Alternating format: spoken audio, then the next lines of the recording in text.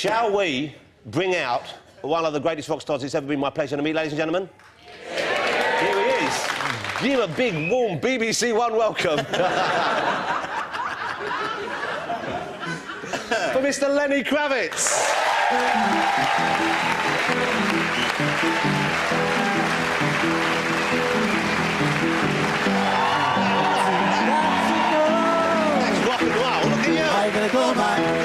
Are you gonna go my way?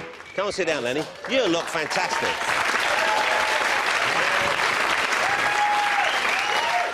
You know, that you look absolutely fabulous, and no one else would think of putting those clothes together in that particular way.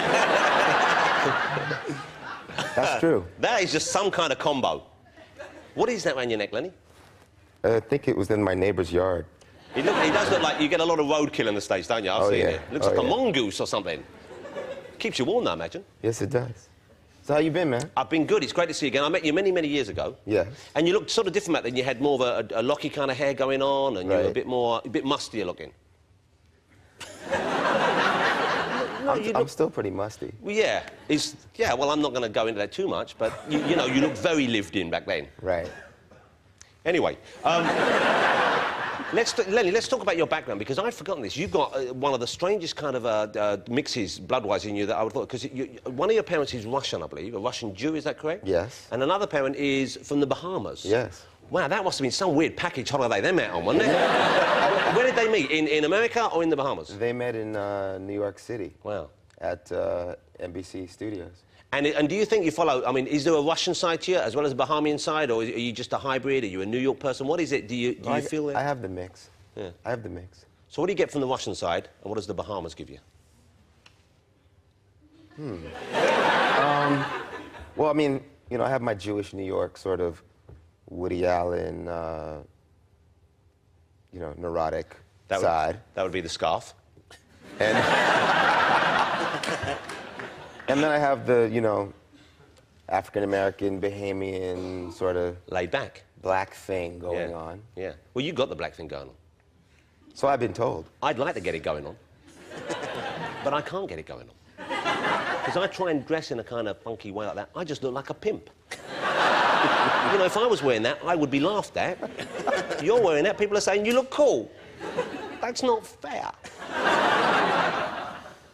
But you look I'm feeling great, quite man. down. You come on the show. First of all, Charlotte comes on looking gorgeous, 16. You come on looking fantastic. Look at us. Sad old blokes in suits. You've got the pimp thing going on. Well, thanks for mate. ruining our evening, Lenny. Couldn't you have dressed down? Couldn't you make yourself look a bit rubbish for once? I'm just wearing, you know, I'm just chilling, jeans. But that's what's even worse about it. You're just wearing jeans and you look great. Also, would you put the leg down? I'm being distracted. No? I don't need to stand next to the urinal to see that. See, that's the black part. That's all there. Got that going on.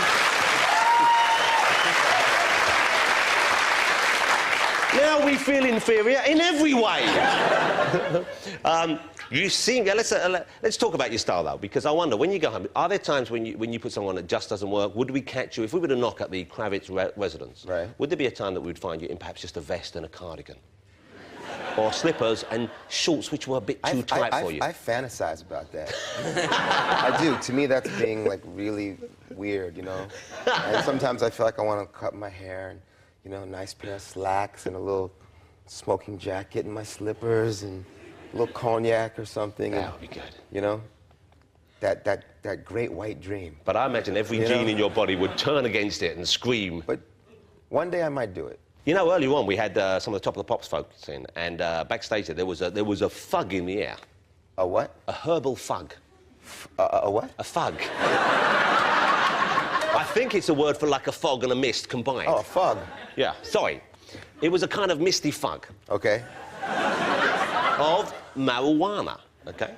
I think someone in the building has marijuana on. Really? Yeah. Now, I'm not accusing you. No, I'm not. But I imagine once or twice you have possibly for medicinal reasons, imbibed the marijuana.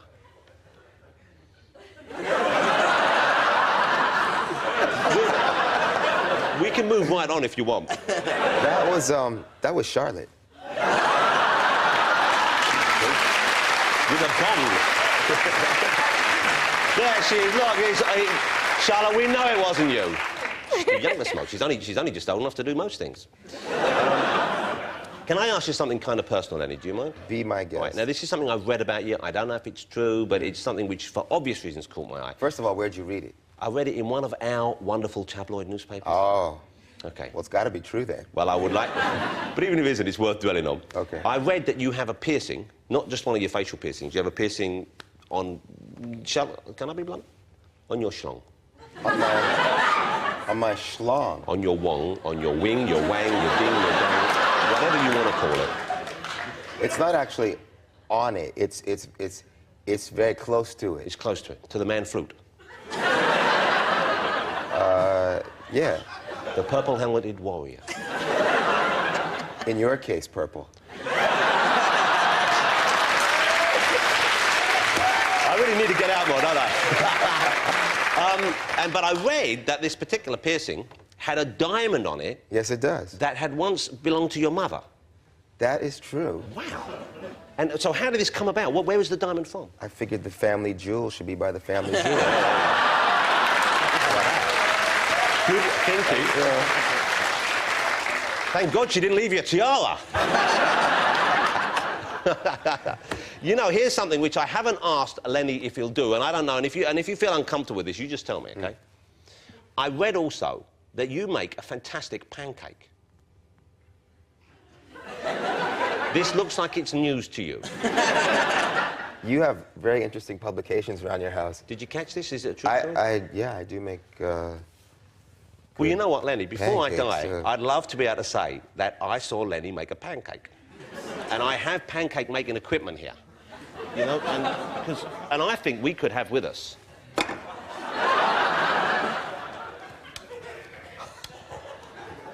We could have a top show. Wow. Because, you know, we have cooks in this... cooking on TV is big. We have a guy called Jamie Oliver. I don't know if you have anyone like him, a kind of sort of... Which guy is he? Special needs chef in America.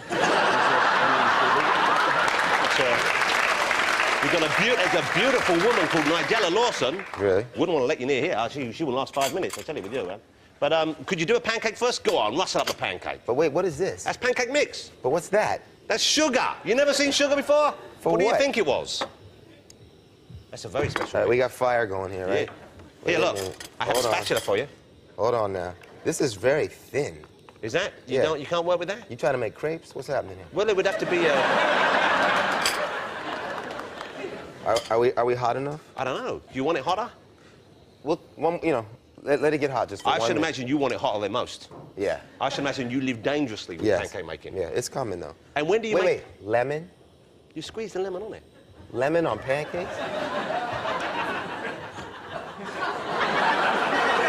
You are so much a company man, aren't you? Now, before we... Well, start pile away. Let's see what you do. Well, That's too small an amount. That's not big enough. Even I know that.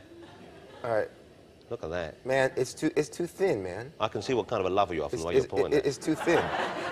It is weedy, It's isn't too it? thin, man. But, you know, it's cooking up nice. Give it a chance. This would be a good time to mention you're playing live. I don't... We've got a moment to fill. You're at Wembley, aren't you? Yeah. Well, but you won't be doing this. No. No. Because that wouldn't sell many tickets. Man, I don't know. Yeah, that's coming up okay, you know? Yeah, but that ain't the kind of pancakes I make. Well, what kind of pancake do you make? How could it be different? I make those big, thick kind you see, like, you know, Well, what do you put in it?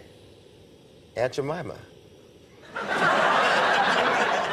I think there's a big cultural void here. I think we don't have the same references there. This is a very civilized, you know... Would you eat that? Kind of little thin thing going on here. I wouldn't. You haven't done a good job with that at all. Can I be honest with you, Kravitz? No butter, man. I mean, what's happening here? I'm disappointed in you. Good God. You come on here with your fur neckerchief and you boast about your pancakes, and then when it comes to the crunch, what do you serve up? You gonna eat this? It looks like... You know what that looks like? Hold on now. That looks... You know what No, that looks... it's brown. It's brown.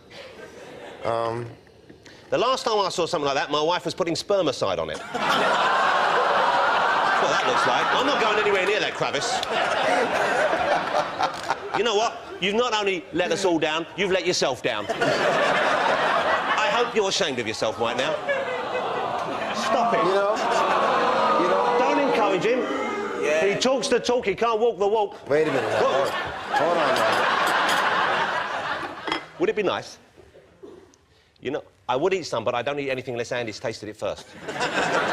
It's in his contract. All right. You know, that's not so bad, actually. That's pretty good. Well, I mean, you know.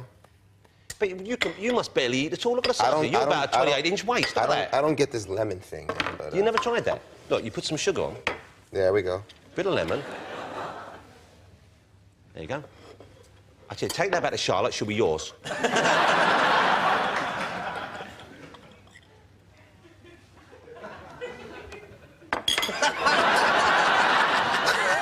Hey, that's good. That's good. Lenny Kravitz, ladies and gentlemen. Lenny, thank you so much. It's great fun. Good pancake. That's good pancake. I'll see you later. Take care of yourself. See you later. Lenny Kravitz.